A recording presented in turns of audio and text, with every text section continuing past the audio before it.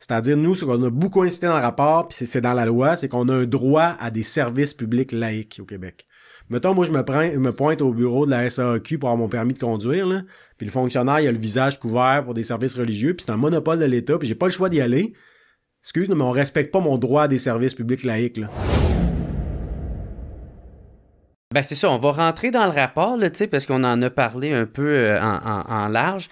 Ben c'est ça, tu sais, un des points qui était justement en train de parler, c'est les cégeps. Vous avez dit que autant les cégeps que les services publics, que les personnes faudrait qu'ils soient interdits d'avoir le visage couvert. Ouais. C'est ça? Exactement. Parce qu'on a constaté beaucoup à Montréal, donc beaucoup d'étudiantes au visage couvert. Donc c'est... Moi, je n'avais déjà entendu parler, tu sais, mais avant de faire un rapport, de parler à du monde, c'était limite une rumeur ou du oui-dire. Là, on a parlé à du monde sur le terrain, tu sais, avec plusieurs témoignages concordants, dans plusieurs cégeps, donc, pis pas juste 2-3, là. Ouais, c'est ça, parce que, tu sais, il y en a qui ont voulu interpréter ça de même, là, que, ils prennent de quoi d'un peu anecdotique ici et là, puis ils veulent en faire de quoi de très gros, tu sais. Mais, fait que ça ressemblait à quoi les témoignages que vous avez eus? Donc, c'est vraiment qu'il y en a, là, tu sais, on n'a pas de nombre exact, on n'a pas fait un recensement, mais, tu sais, on sait que c'est pas 2-3, là, c'est plus de 10, là, voire 20-30 dans certains cégeps, donc, des étudiantes au visage couvert. Donc, ça... On nous l'a dit, puis il y a plusieurs témoins, puis autant le DG du cégep le sait, les profs le sait, le syndicat le sait, fait que là, tu sais, c'est comme pas genre une source un petit peu louche qui nous l'a dit, un prof un peu craqué sa laïcité. Non, c'est plein de sources, fait que là, on le sait, ça, c'est du solide.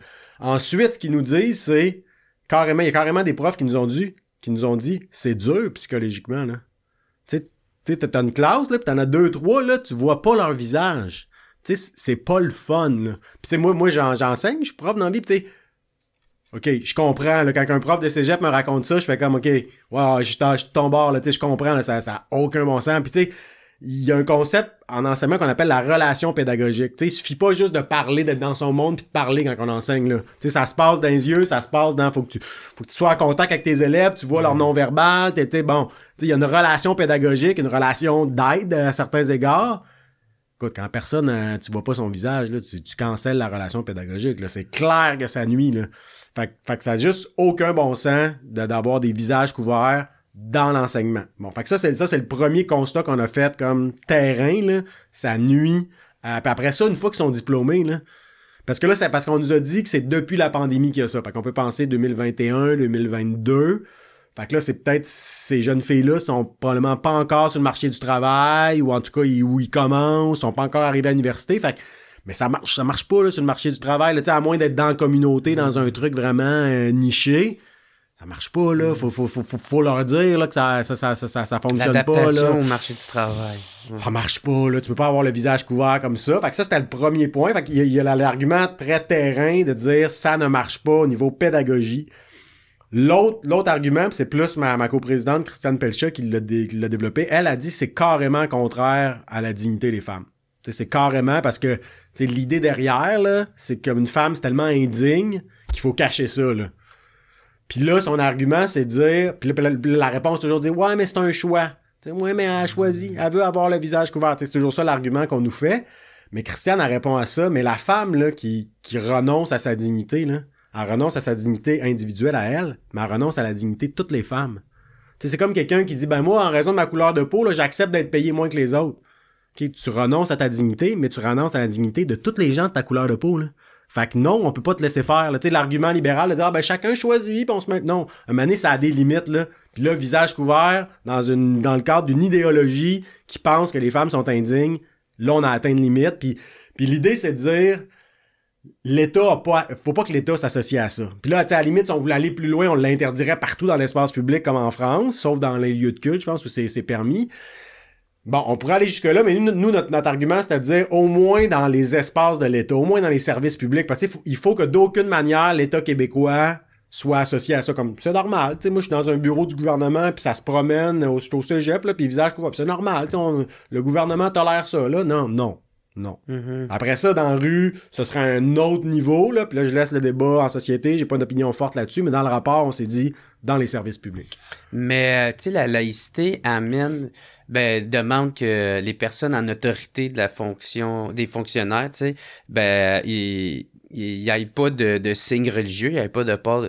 Mais mais elle n'est pas appliquée, par exemple, aux fonctionnaires Ouais. normaux, tu sais, genre qui n'ont pas de position d'autorité. Ça, vous avez pas voulu aller plus loin là-dedans ou Non, encore, parce que, encore là, tu sais, nous, on a parlé aux gens sur le terrain, puis il y a personne qui nous a dit, OK, là, moi, je suis je suis dans un service hospitalier, puis l'interdiction du port religieux, du port de signes religieux, ça s'applique pas, puis là, il y a toutes sortes de chicanes entre différentes religions à cause de ça, puis là, vous devez interdire ça parce que mon milieu de travail est devenu ingérable. Il y a personne qui nous a dit ça. Fait que c'est une autre manière de voir que vous êtes nuancé. Mais ouais, exactement. Si vous avez été, en tout cas, moi, ça serait un peu mon opinion là, si je vois du monde qui sont craquants en tabarnak sur la laïcité, ben n'importe où ce qu'ils peuvent la renforcer puis la plugger, ils vont la pousser pour la rentrer dans la gorge de force, tu sais.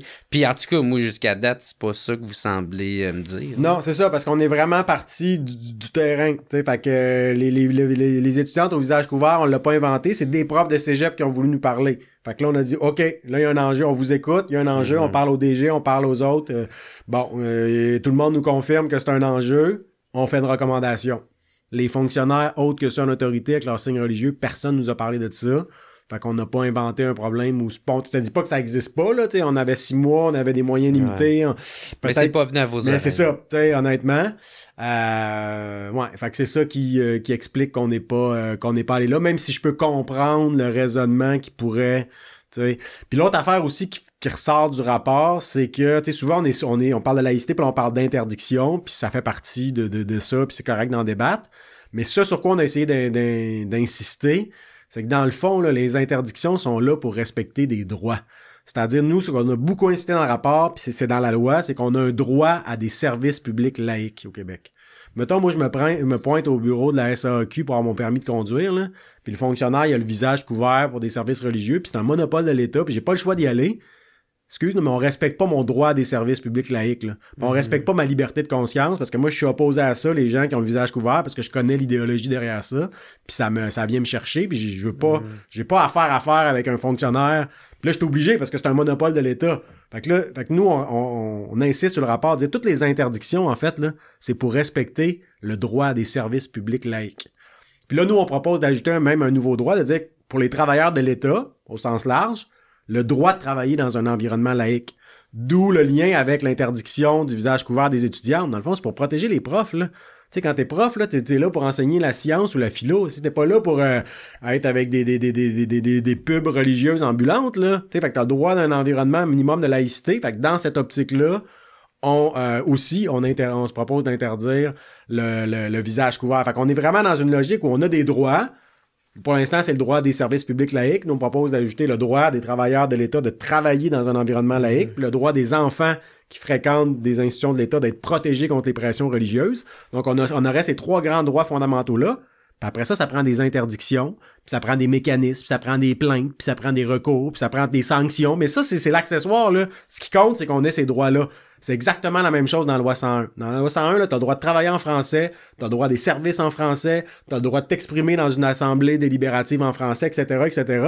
Puis après ça, ça prend toutes sortes d'obligations pour obliger les employeurs à permettre au monde de travailler en français. Puis là, ça prend des plaintes, puis des commissions, puis des offices, puis des... Mais ça, c'est accessoire, là. Le but, c'est d'avoir des droits liés au français. C'est la même chose en laïcité, mais souvent, la communication gouvernementale est pas tout à fait de cette manière-là. Fait qu'on essaie d'un petit peu de recadrer ça. Puis on espère que le projet de loi va aller dans ce sens-là. Là. Tu viens d'en parler, dans le fond, tu as parlé un peu de protéger les enfants des pressions religieuses. Fait que dans le fond, c'est ça, c'est les CPE, là, les centres de la petite enfance. C'est quoi que vous avez découvert là-dedans? Ouais, très bonne question, parce que comme je disais plus tôt, nous, on avait le mandat de regarder tout ce qui relève de l'État québécois, puis c'est extrêmement large, là. L'extrait que tu viens d'écouter est une présentation de siterapide.ca. T'es tanné de t'arracher les cheveux de sa tête parce que tu sais pas comment faire un maudit site Internet? Ben, va voir siterapide.ca. C'est la solution pour les entrepreneurs et les propriétaires de PME qui désirent un site web professionnel à une fraction du prix. Ça te convainc pas encore? Ben c'est bien correct, on va aller voir le site internet de notre chumé Cédric Bergeron qui vient tout juste de le faire par siterapide.ca. Tu vois bien, c'est eux autres les experts. Puis comme si c'était pas assez, ils offrent d'énormes rabais pour tous ceux qui sont membres de l'UDA ou qui ont un organisme à but non lucratif. N'attendez plus et allez tout de suite à siterapide.ca.